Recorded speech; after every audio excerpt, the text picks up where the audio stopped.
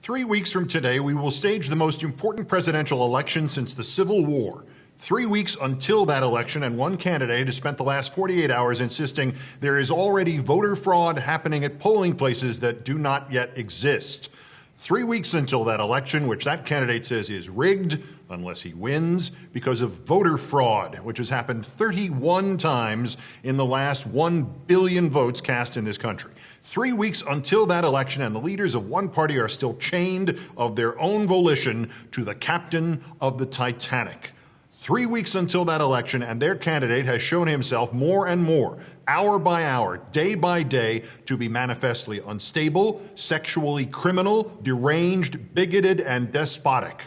Yet, to paraphrase Winston Churchill, these so-called leaders have been given the choice between shame and loss of office. They have chosen shame. They will get loss of office later. But it is not to them I want to speak at this 3-week mark before the election. It is to those who will vote for Trump. More importantly, it is to those who may vote for Trump. To those who, bluntly, can still hear me. If you're thinking of voting for Donald Trump, I'm sorry this country and your life in it are not what you thought they would be, nor what you thought was promised to you. I'm sorry that you think you have been denied something by Americans who don't look like you or pray like you. I would remind you that when your grandfather or great-grandfather or whoever came here, and whenever they came here, they were blamed identically because they were Catholic or Italian or Irish or just foreign. I do not doubt you have grievances, nor that our system of government has been so overcome by the political industry that you see no chance that you will get what you really want. I have felt that way too nearly every day of my adult life.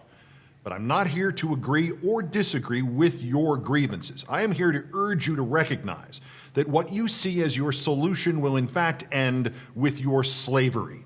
Because you know this man. You have always known this man.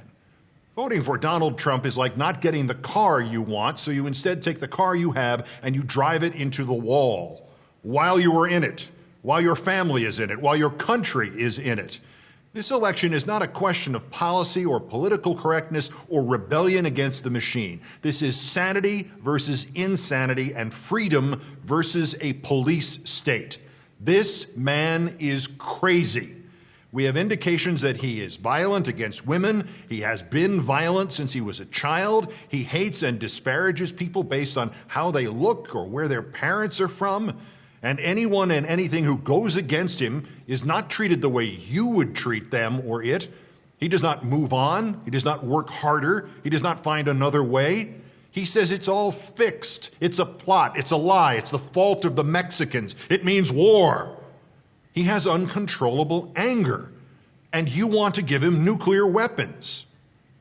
You know this man. You have always known this man.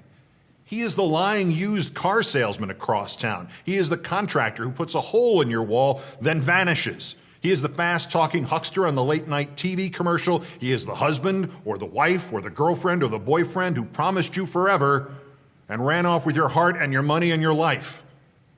You may not like Hillary Clinton or her policies or anything about her, but if she is elected, you will have 4 years to find a presidential candidate of your own whose true goal is not to rob you blind. And 4 years from now, you will still have a presidential election and a vote and a country. Trump will give nothing to you but shame and regret and shackles. He will take and he will keep whatever he can get his hands on. It is the story of his life. He boasts about doing that. He says giving employees a paycheck is the equivalent of your neighbor sacrificing his son in the war. You really think he will give you anything? You really think he will give you a better job, more money?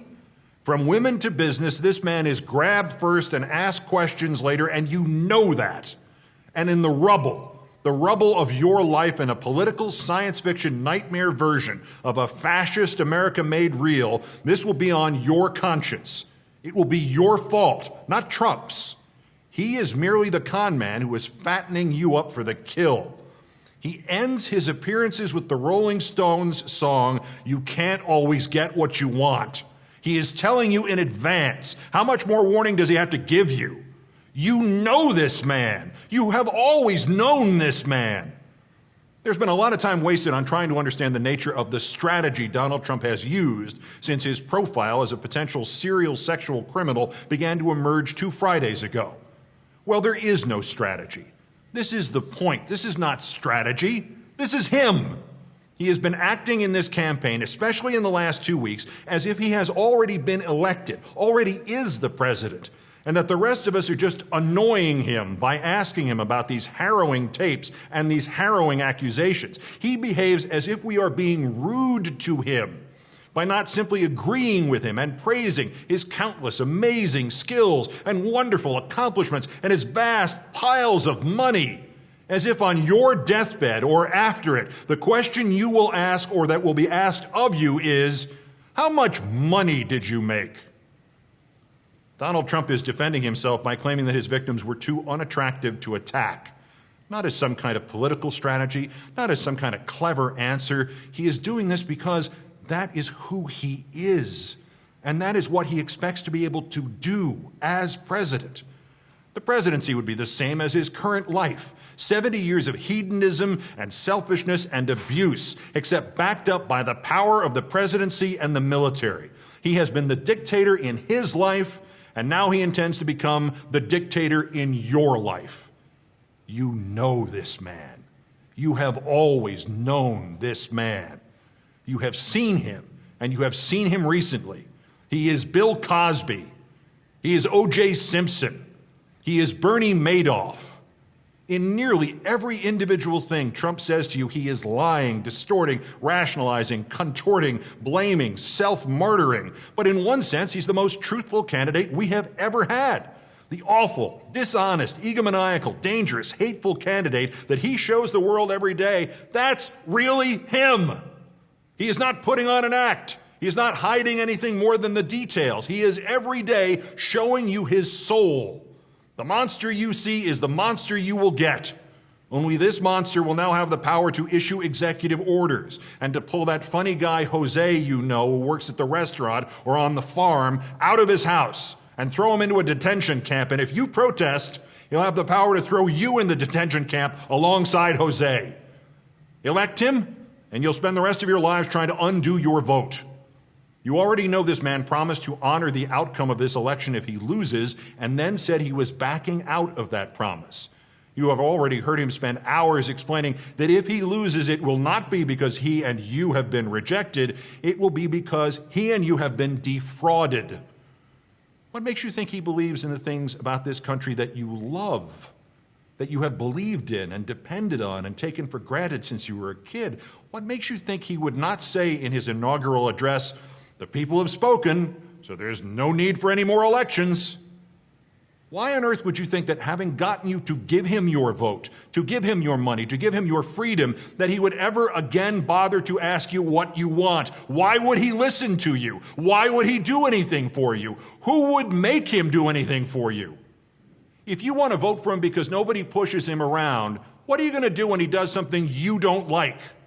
What makes you think that if you dare to raise a complaint that he would not treat you as he has treated those who during the campaign have opposed him or criticized him or merely pointed out what he has said? You may cheer now when the reporters at his rallies are booed and threatened. You high-five when somebody sucker punches a protester. How do you think President Trump will treat you if you feel like he's broken his promise to you? How do you think President Trump will treat you if you do not jump when he says jump? How do you think President Trump will treat you if you do not applaud when he says applaud? He has already shown you how. You know this man. You have always known this man. You know that this is the kind of man which oppressed people around the world have spent their lives trying to escape from and have lost their lives staging revolutions against. Elect him and you are signing the death warrant to your own freedoms. But even if you think he's going to lose, but you must vote for him anyway in protest, you will have still opened Pandora's box in this country, because this might be the most skilled and dangerous con man ever to rise up to try to cheat us out of the democracy you and I both cherish. But he might not be. The next one might be far worse and far more skilled. And whichever is the case, he certainly will not be the last of the con men. And when the first one finally soft sells enough of your friends to gain that sacred office of the presidency, you, as much as I, will be at his mercy. If Trump merely does well while losing this election, it will be open season for demagogues and fascists and white supremacists to try to take over this country. Your country. You have already seen it diagrammed for you. Donald Trump has shown you his math. He has gotten this far, gotten it within 3 weeks of the presidency, based on summoning hate and fear and directing it towards a group. Mexicans, Muslims, Jews, liberals, reporters, doesn't matter which group. And nothing guarantees that the next time it won't be your group. You know this man. You have always known this man. And among all the things you know about this man, out of all that has gone on since Trump started it in June of last year, one statement he made should jump out and grab you by the throat, and it should ask you very softly, but very firmly, why would you ever consider turning over this country to this man? Why would you ever consider encouraging his type just by giving him your vote? When the woman on the plane 35 years ago, Jessica Leeds, accused him of groping her, he tried to defend himself not by getting a believable witness, not by proving he was not on that flight, not by the way you would defend yourself against such a charge if it were not true and your whole life was at risk because somebody had slandered you. No. Trump said you should know he didn't do it because, quote, believe me, she would not be my first choice. That I can tell you. She would not be my first choice. So ask yourself one question before you vote for this man. Who would be his first choice? Your daughter? That's the closer. I'm Keith Olbermann. Watch this space.